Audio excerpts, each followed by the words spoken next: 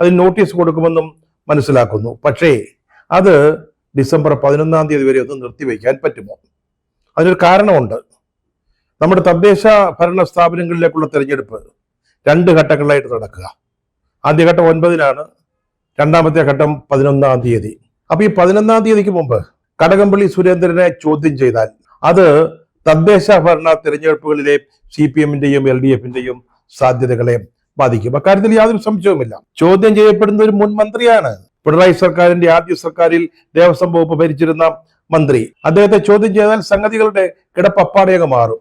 ഇനി ആ ചോദ്യം ചെയ്യലിൽ ലഭിക്കുന്ന വിവരങ്ങളുടെ അല്ലെങ്കിൽ തെളിവുകളുടെ അടിസ്ഥാനത്തിൽ അദ്ദേഹം അറസ്റ്റിലാവുകയും കൂടി ചെയ്താലോ? അപ്പൊ സംഗതി തീർന്നു. കെട്ടിപ്പൊക്കിയതെല്ലാം പടപടാന്ന് താഴേക്ക് വീഴും. അതുകൊണ്ടാണ് CPM ആഗ്രഹിക്കുന്നത് എങ്ങനെയെങ്കിലും ഈ ചോദ്യം ചെയ്യല് ഡിസംബർ 11 വരെ നിർത്തിവെക്കാൻ സാധിക്കുമോ?